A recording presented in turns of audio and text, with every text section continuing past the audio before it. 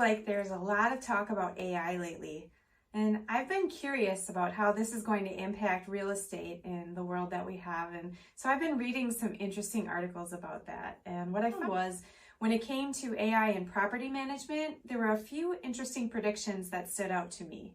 First, property managers can use AI to track and schedule predictive maintenance on their properties. So if you're a property manager, you know that maintenance and repairs can be very costly, especially when something breaks unexpectedly and the owner could be looking to pay extra fees to get contractors in right away, some rush fees, emergency fees, things like that.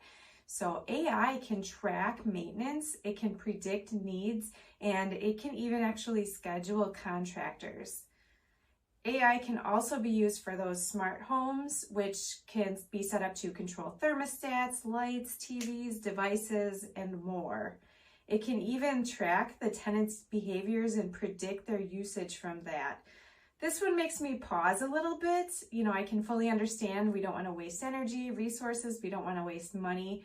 However, it seems just a little invasive and controlling to track your tenants' behavior and potentially control devices inside their home, for someone else that lives there, right? It's not your own home that you live in.